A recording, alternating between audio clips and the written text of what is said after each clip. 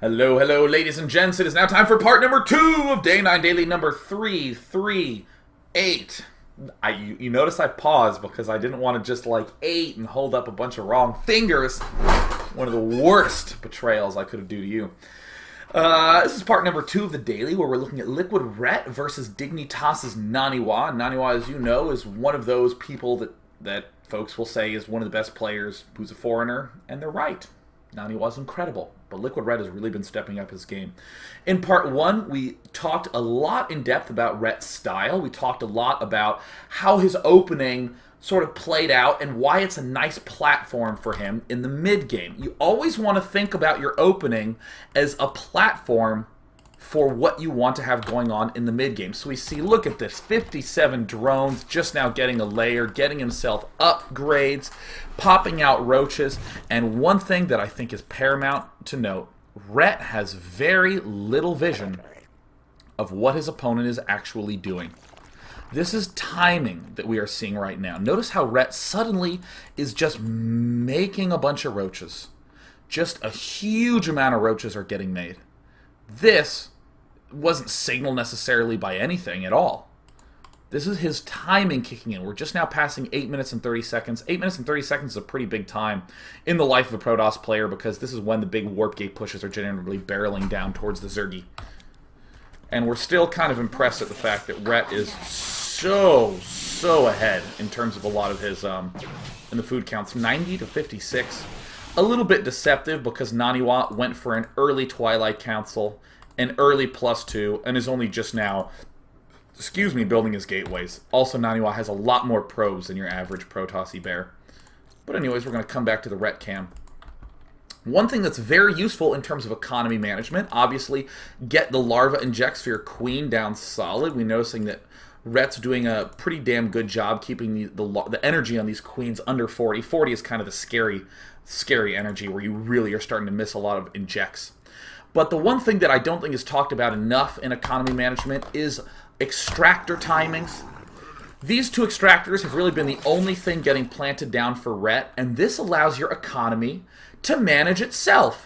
Oh, well, I'll spend some gas on my upgrade. I'll spend some gas on roaches. Oh, yeah, I have a little bit left over for a layer. What do I do now that I'm broke on gas? I make zerglings. I make drones. It times itself. How do you get the composition of roaches and zerglings correct? Well, no big deal. We just only get 2 geysers. Make roaches with the first amount of gas, zerglings with all the rest, and now we have a good composition. What we're seeing Ret do right now is get these extractors 3 and 4 up, concurrent with his layer timing. The third one was a little bit earlier, but now as that layer's coming up, we're also getting a 5th gas, immediately planting down this glial reconstitution, the speed upgrade. But I want you just to look up at this tab. You're going to start to see some zerglings popping out as well. We have a nice little pack of zerglings onto field. And what did I say in part 1? I said around 12 to 13 minutes is when some starts to go really right for one player and some starts to go kind of wrong for one in terms of the build. If you get to 20 minutes, it means both players had a build that kind of got where they wanted to go. But we see Naniwa doing a sentry blink push, which is becoming increasingly popular. But look at Ret. Ret's economy is timed and arranged just due to this extractor timing. Let me say that a little more clearly. The composition of his larva is dictated by the number of geysers he has. He's getting all the upgrades he needs, and when he has the gas, he makes roaches. When he doesn't, he makes zerglings. Simple, easy, clean. And Naniwa is going to be shocked to see that there are a ton of roaches. The creep spread is still incoming. Obvious good management of bases and expansions. All Grandmaster and Master level play is about managing expansions of your opponent. And this is, of course, the highest level demonstration you're ever going to get from a player like LiquidRet. Pulling the Zerglings back doesn't really want to engage until he does have that speed upgrade, as we see Naniwa continuing to warp in Dem Stonkers. And there's the +2 finishing up. How nifty-tastic. Ah, this water's so good. Oh, no. And again, this is something that seems obvious, you know? Hit Blink Stalkers from 2 sides. And yet we see very few players actually doing it. Hilariously enough, Rhett didn't get speed for his Zerglings. And what I would say is, yeah, definitely get the speed, and what you will end up feeling is that you'll have slightly fewer roaches, but we still have the same principle that the number of geysers we have back in home base dictates how we end up spending our money. Now, here's an interesting question. I'm going to pause right here at this very moment in time and say, what is LiquidRet's next step? This is where it becomes very difficult to make decisions if you are in autopilot.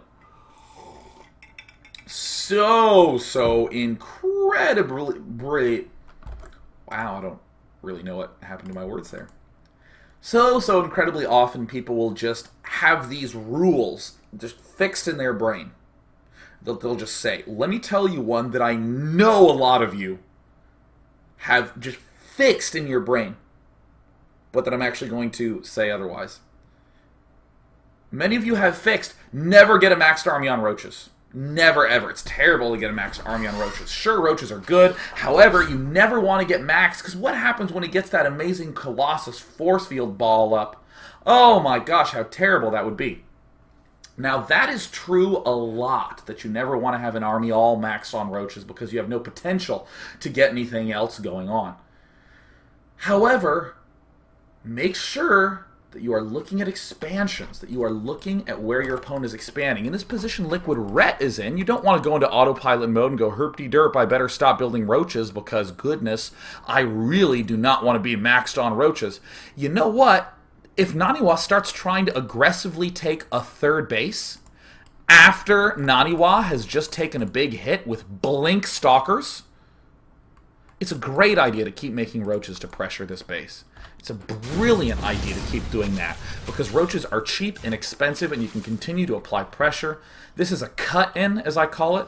You get in between two locations. You're going to cut here, and then Rhett is likely going to cut back here towards a third base. Obviously, he's cutting off these Blink Stalkers, but this is actually just a generally good technique anyways, to move up towards one location and to be content to sort of pull back to the other expansion. Very important idea. But of course what happens is Rhett just marches right in the front door, overruns everything, and he's going to go ahead and take the win. Not a bad idea to continue to max on roaches when you have just dealt this kind of death blow to the opponent. Apparently that was game 2. It's labeled as game 1 in my replay folder, unless Naniwa just said congrats after game number 1. But in that game, it was a very simple sort of opening that had a lot of complex thinking going on in it. In the simple opening, we saw Rhett basically only make a whole bunch of drones, then start making roaches and make a whole bunch of roaches, and then he won the game. Boom! Right? Like, yeah! However, I want to note some of the things that you can see once again when you zoom in there. The fact that, again, his opening was brilliantly timed, as we talked about in part 1, due to when that 14 pool went down. But then how the economy ended up timing the composition of units. Hey, are we going to make Zerglings or more roaches? Well, you know what? Let's just get geysers 1 and 2 up kind of early, 3 and 4 a little late, and 5 up right when our layer finishes. And then we're just producing roachling out of all these hatcheries. And oh, if we see a blink and we can crush it, well look, there's no third going down here. I'm starting to get a better sense of what my opponent's doing.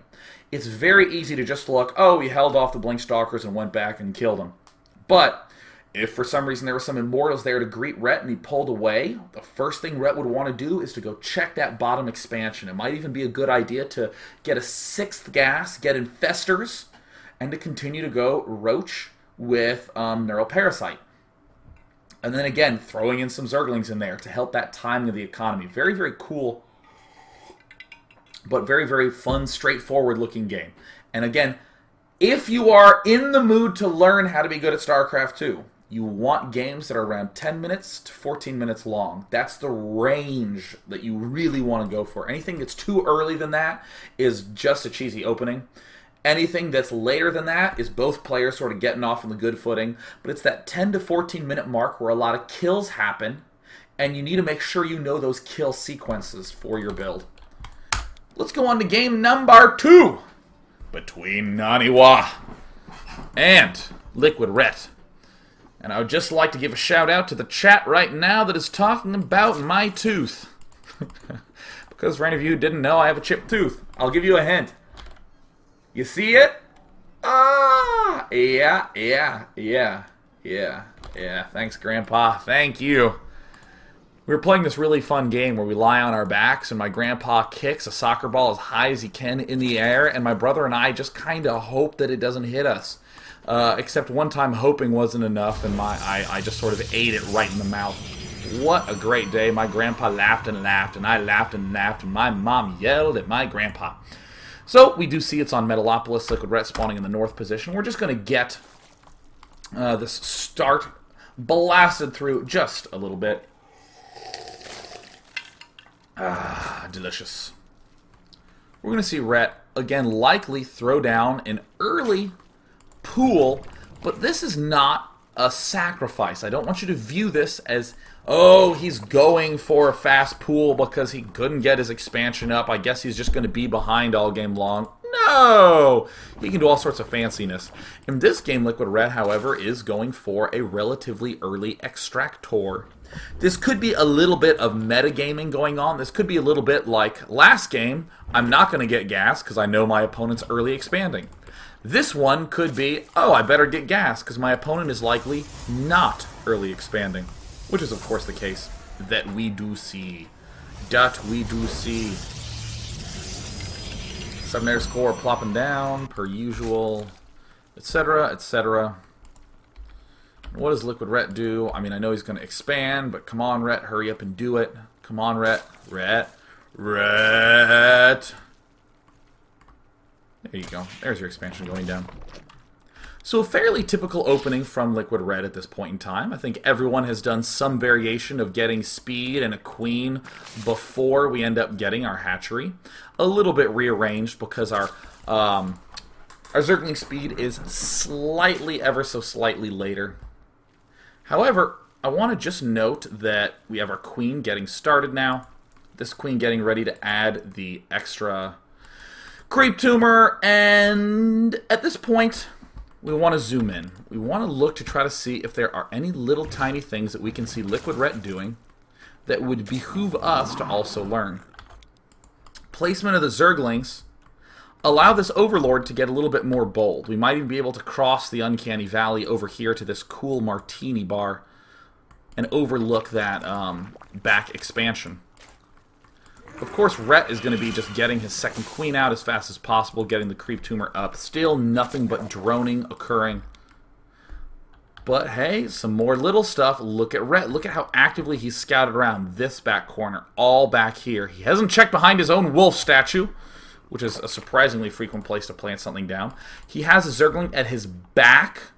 His back, frickin', what the hell is this thing called? His back Xel'Naga Watchtower. These Zerglings that are at the front, these Zerglings are covering this left lane, right? Sure, it's good to hold both Watchtowers, but I want you to notice that having your Zerglings here is functionally equivalent to holding this Watchtower, because we want to lock down movement along this path at this phase in the game. But having this one at the back door, well, yeah, what if he sneaks a probe over this way and then moves back? This is one of the most important parts of the opening in my eyes. This is getting a big lockdown. And of course the Zergling continuing to poke. Notice that this Nexus is getting planted well before 6 minutes. That guarantees that this is not a late 4th gateway, or an early 4th gateway. If you build 3 gateways in your main and then expand, you really do not get your Nexus up well before 6 minutes. So we already know that Naniwa is going for a 1 gateway expand. Great. And so we do see the 3rd being planted in response. I want you to once again note, checked timing of Nexus, and now we have a hatch going down. Still nothing but drones. Rhett's actually going to blow your freaking mind with how many drones he does get. But another important factor to note, the 3rd queen is also not coming out yet. No early 3rd queen. This happens to so many Zergs, and they don't even think that it is a problem. So, what do you always never want to miss?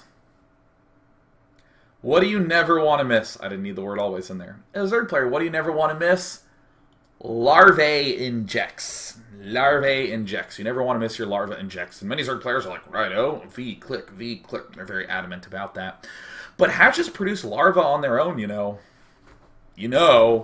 They got larvae popping out there pretty gosh darn frequently. So this means that if larvae pop off the hatch and you don't spend it, then the larva that the hatchery naturally generates doesn't happen. It doth not occur. So, in essence, many Zerg players will hit that larva inject spot on the money every time, and they'll have, you know, big set of larvae come off. Maybe they have 5 or 6 larvae in front of that hatch, and then they go SDD. Oh, I'm out of minerals. Let me build another one. D. Okay, now I have 3 there. And then a little more time passes. D. And now I built another one. And now my hatch, because finally it's under 3 larvae, is beginning to produce additional ones. In essence, what I'm saying is, make certain you don't have idle larvae, and favor having no idle larvae over almost everything. Notice how I'm trying to box here, and I'm only getting the queens. That's because there's no larva to box. If I back up 2 seconds to right when this larva pops off, and I can box, and there we see that the larvae have just popped off, but Ret immediately DD hits those up. With Protoss or Terran, we say things like, always make workers. Never stop making workers. That takes precedence over everything. And here, many people will say never forget larva injects, but for Zerg it is just as important to state, never have idle larva ever! And I know there are some exceptions to that, but never have idle larva! Ever. And I want that rule to be pounded into your head, because when you start spending, you're going to realize, I don't have any money at all. In this game that we are looking at, LiquidRet has the opportunity to put guys in gas. Maybe he could do some teching, some upgrading, blah, blah, blah. But no, just drones, just 2 queens, just 4 zerglings. All the rest of the money consumed in full by the production of drones. And look, another set of larvae pops out. And we see that there's some forces that are under attack right here. And Ret, getting a little bit supply blocked there. But this is an uncomfortable moment for many, many Zerg players who are in Ret's position right now, where they will be saying to themselves, I'm not doing anything. I'm just building drones. I haven't begun the game yet. In reality, Ret is building up gigantic momentum with the amount of larvae that he is adding on. Huge momentum from the amount of drones that he is producing. And that can be a very uncomfortable feeling, because you always feel like you're in the rush and you get my upgrades earlier, my tech earlier, blah, blah, blah, blah, blah. In this circumstance, you want to get a lot of larvae spent earlier. Do that and you'll have this huge, easy uplift. This gigantically easy, uplifting, fantastic, wonderful, nifty, thrifty, etc. Ah, delicious. So LiquidRet now has his 3rd up. Done a little bit of poking and prodding, and of course you always want to get a good unit count up. This is not the most revealing unit count ever. 2 zealots and a couple of sentries. By couple, I should be specific. Close to 6. We see Ret, look at this, not getting too much. He's only gotten 1 extra geyser, 1 extra building, and his hatch up to a layer. And this 3rd queen took quite a long time to pop out. She actually took her sweet-ass effing time to get up. And we're seeing Ret just drone like crazy.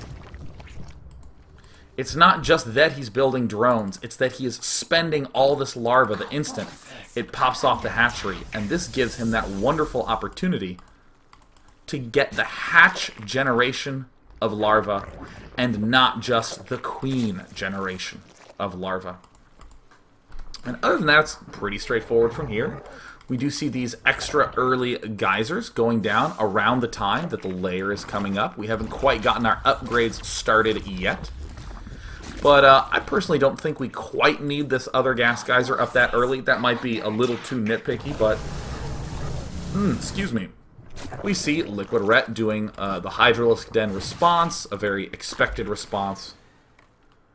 We're going to be stopping in just a moment now that we've admired this platform of the start game. But I want you to note a couple things going on at this moment.